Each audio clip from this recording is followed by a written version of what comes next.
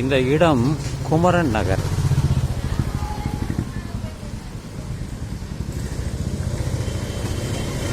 இரண்டு நாள் முன்பு நூலகத்தில் இருந்து இது சக்திவேல் நகர், 1வது குறுக்கு தெரு என்று போட்டுள்ளார்கள். ஒரு 3 புத்தகங்களை வாங்கி வந்து ஒரே ஒரு நூலை மட்டும் அது வாசித்தேன். அது எதை பற்றியது என்றால் சிந்தனைகள் என்பதுதான்.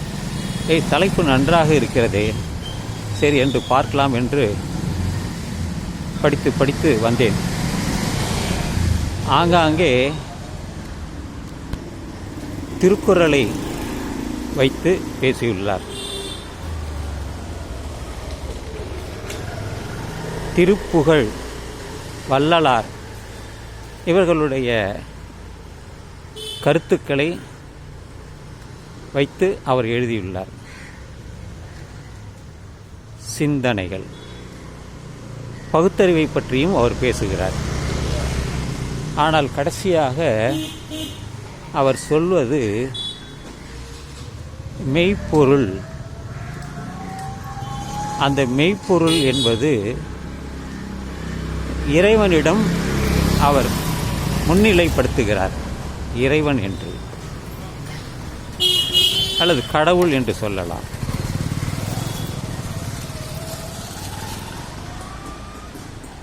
அப்படி நாம் பார்க்கையிலே, சிந்திப்பையிலே நமக்கு எனக்கு என்ன தோன்றுகிறது என்பதைத்தான் நான் சொல்லப் போகிறேன்.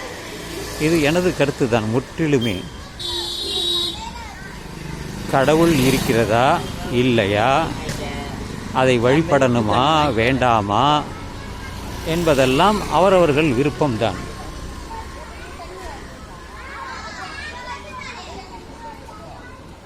பகுத்தறிவு என்பது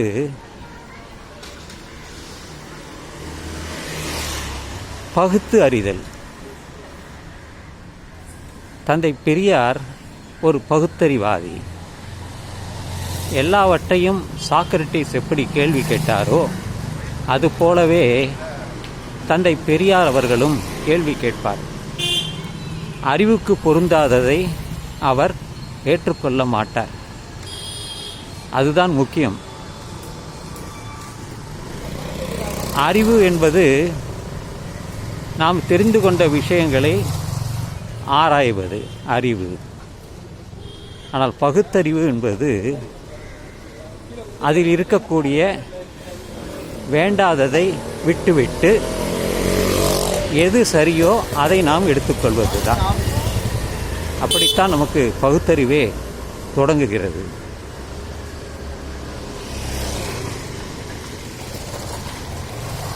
எல்லோரும் கடவுள் வாழ்த்து என்றுதான் தொடங்குகிறார்கள். இந்த ஆசிரியரோ முருகப்பெருமானை வைத்து அவருடைய அருளால் நான் இதை செய்கிறேன் என்று சொல்லியுள்ளார். ஏனென்றால் முருகன் ஒரு தமிழ் கடவுள் என்பதுதான். ஆனால் கொஞ்சம் சற்று ஆராய்ந்து பார்த்தால் முருகன் ஒரு கடவுள் அல்ல. தமிழ் கடவுள் என்று எல்லோரும் நம்பினாலும் உண்மையில் அவர் ஒரு பாண்டிய அரசன். பாண்டிய அரசன் என்றால் 6 படைகளை வைத்திருந்த ஒரு மன்னவன். 2000 வருடங்களுக்கு முன்பே குறிஞ்சி நிலம் என்று நமக்கு தெரியும். 5 நிலங்களில் ஒன்று குறிஞ்சி. அந்த குறிஞ்சி தலைவன் தான் சேயோன் என்ற முருகன் என்று பல பெயர்கள் இருக்கிறது. முருகன் என்பது பல பெயர்கள் இருக்கிறது.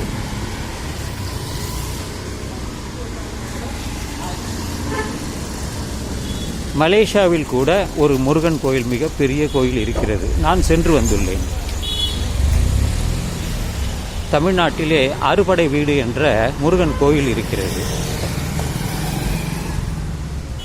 போரூர், திருப்போரூர் என்ற இடமும் இருக்கிறது.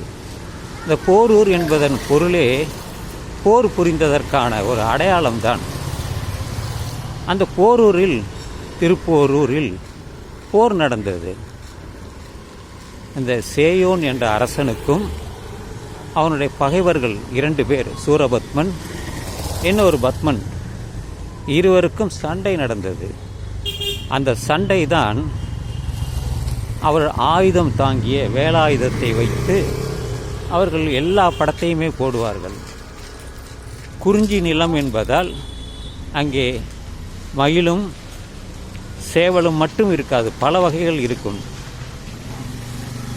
அதை இவர்கள் எடுத்துக்கொண்டார்கள், மற்றவைகளை எடுக்கவில்லை. இப்படித்தான் நமக்கு இந்த முருக பக்தர்கள், இப்படித்தான் அவர்கள் முருகனை கடவுளாக மாற்றினார்கள் எல்லாவற்றையுமே.